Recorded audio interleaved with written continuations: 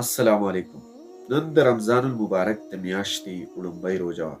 هیله من یم چې ستاسو روژه به ډېره ښه تېره شوې وي. له هر څه نه مخکې زما له اړخه تاسو ټولو مسلمانانو او پښتنو وروڼو ته روژه ډېره مبارک شه. خدای دې وکړي چې د ټولو مسلمانانو او پښتنو لپاره دې دا میاشت د خوشحالیو، برکتونو، ثوابونو او عبادتونو میاشت وګرځي. د رمضان المبارک یا روژې میاشت هغه میاشت ده چې تر ټولو میاشتو څخه لا زیات ارزښت لري. رمضان هغه میاشت ده چې ټول مسلمانان پکې له چربانګي نه تر ماښامي پورې روژه وي او هیڅ ډول خوراک څښاک نه کوي. خو سوال دا دی چې مسلمانان ولې روژه نیسي؟ دیني او اسلامي تعلیمات په دې اړه څه وایي؟ راځئ په تفصیل سره د اسلامي تعلیماتو په رڼا کې د رمضان د روژې نیولو پر حقیقت ځان پوه کړو. د اسلامي کال د حساب تر مخې دا له اسلامي کال 9مه میاشت ده. د رمضان د میاشتې په اړه الله پاک په قرآن مجید کې فرمایي: شهر رمضان الذي انزل فيه القرآن. رمضان هغه میاشت ده چې پکې قرآن مجید نازل شوی دی.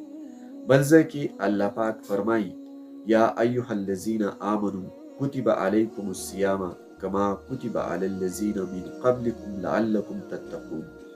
ای ایمان والو، ستاسو لپاره روژه فرض شوې ده لکه څنګه چې پر مخکینیو امتونو فرض شوې وه، ترڅو تاسو په تقوا کې وده وکړئ. په دې آیت کې الله تعالی فرمایي چې روژه صرف په موجوده خلکو لکه د حضور صلی الله علیه وسلم په امت په وړومبي ځل نه ده فرض شوې، بلکې په مخکینیو امتونو هم فرض وه.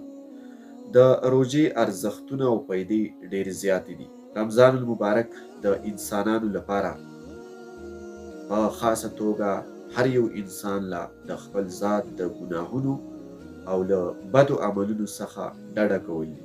د روژې میاشت په کل هم انسانیت او په خاصه توګه د مسلمانانو لپاره یوه د خوشبختۍ میاشت ده. په دغه میاشت کې یو مؤمن مسلمان کولی شي د خپل ذات او شخصیت تزکیه وکړي، ځان د تقوا او پرهیزګارۍ اړخ ته راولي. که په تیر وخت کې زموږ نه کم ګناهونه شوي، له هغې څخه توبه وکړو او د خپل رب څخه بخښنه وغواړو، خپل رب رضا کړو. د روژې نیولو مقصد صرف لوږه او تنده تیرول نه دي، بلکې د دروغو، غیبت، رشوت، غلا او هر ډول ګناهونو څخه ډډه کول دي او خپل رب ته فریاد او ژړا کول دي، خپل رب رضا کول دي.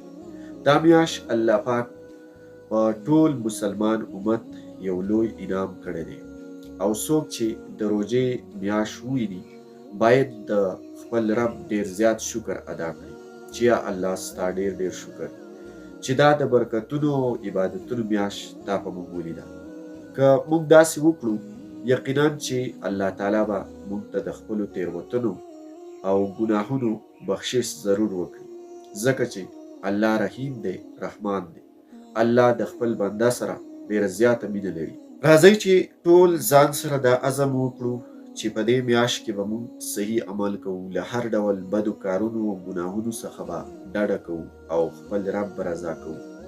ملګرو، که یو اړخ ته روژه د انسان لپاره د نیک عمل، تزکیه نفس، عبادتونو او پرهیزګارۍ او تقوا عمل دی، نو بل اړخ ته د ساینس د تحقیق او څېړنو تر مخې روژه زموږ روغتیا او صحت ته هم وده ورکوي. راځئ چې د دې بختورې میاشت نه په هر ډول فایده پورته کړو.